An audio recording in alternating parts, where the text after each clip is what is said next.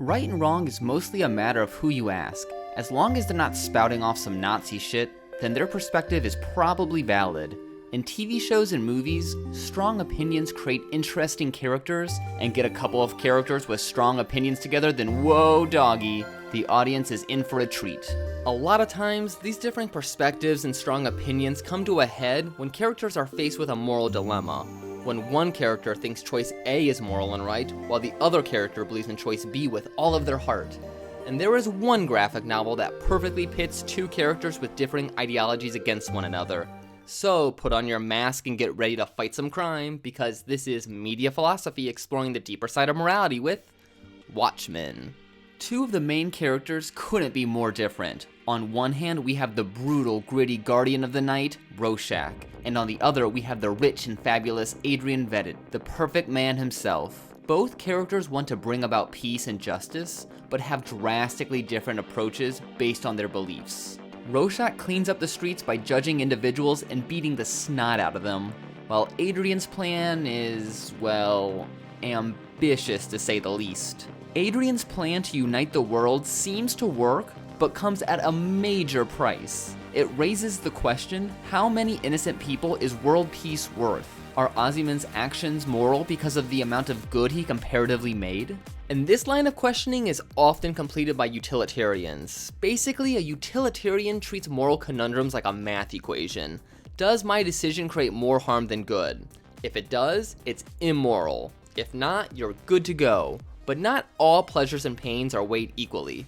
You can't kill 100 people so 100 kids can have ice cream cones. That's because while ice cream is a delicious treat, the pleasure doesn't quite counter the pain of 100 dead people.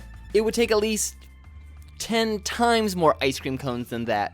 Ozyman thought long and hard about this. Wiping out half of New York can't be done on a whim. It takes careful calculations that ultimately lead him to believe that uniting the world by murdering 1 million people is a fair trade. And you can absolutely make a case for this. Think of a world without war, or one country jockeying for power over another. It's cliche to say, but just imagine what we could accomplish working together. How many people die because of senseless violence between two geopolitical powers? In time, Adrian may have saved more lives than he killed, which is why a lot of governments use a utilitarian approach when making decisions. There have been a lot of real-world examples of Adrian's line of thinking. Just look at World War II and the decision to drop the atomic bomb. Yes, it did end the war, but it remains a controversial decision to this day. Adrian's plan could be worth it in the long run, but one person who would adamantly disagree is Rorschach. Rorschach doesn't think killing one to save many is justified. He sees things much more rigidly. Murder is murder. You can't use people as a means to an end. His viewpoint is much more black and white, making his moral compass point towards Kantian philosophy. And Kant pretty much thought there were absolute goods and absolute wrongs, meaning an act is moral or not depending on the decision opposed to the end result. And that can sound great. Thou shalt not kill, no problem. Thou shalt not lie, well...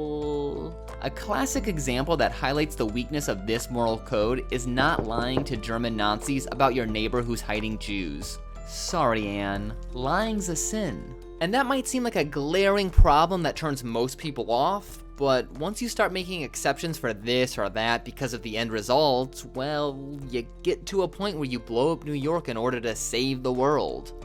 Drawing the proverbial line in the sand is an ironclad way to ensure that what you're doing is right. As long as you don't engage in any wrongdoing, then how can you be immoral even if your girlfriend won't talk to you after being honest how she looks in those jeans? Sorry, Vanessa. This relates to Rorschach because he doesn't discriminate. When it comes to a child murderer and an old man abusing painkillers, they're all scum in his eyes. Rorschach judges everyone the same, so Ozyman can be just as evil as a low-level crook despite his education, wealth, or motives. To Rorschach and other Kantians, all people have an intrinsic value that needs to be respected, while Adrian sees most people like pieces in a chess game meant to be sacrificed in order to achieve the end goal. It doesn't matter if you're working with him or an innocent bystander, you're basically a tool. One of the interesting aspects of Rorschach's line of thinking is that even though it might lead to more death and destruction, at least people aren't being deceived, and that's one of the main differences between the two moral theories. People like Kant and Rorschach believe a person's autonomy and free will should be respected no matter the situation. It's just to Rorschach, if you choose to be a crook, then you're free to get your ass kicked. Using people as tools disregards their intrinsic value as a human, and lying to the masses robs them of a chance to make an informed decision. People inherently have value and rights that should not be trampled on, but a utilitarian like Adrian is only concerned about the bigger picture. The classic train dilemma thought experiment sums up the difference between Ozyman and Rorschach perfectly. A train is hurtling down the track towards 3 people who Moloch tied up. You're by a lever that can switch the track, but by doing so, you'll send the train towards a single person. Of course, Adrian would pull that lever no problem, because the needs of the many outweigh the needs of the few. But Rorschach, all those people will look up and yell, "Save us." And he'll look down and whisper, "No." So what do you value? Do you see the worth in a million instantaneous deaths if it brings about peace on Earth? Or do you think we should have a more rigid moral code? Each answer has its own merit and comes with its own pros and cons. So ultimately, it's up to us to decide who the hero and villain is. This is Media Philosophy, exploring the deeper side of entertainment. And if you like this video, go beat up some street punks.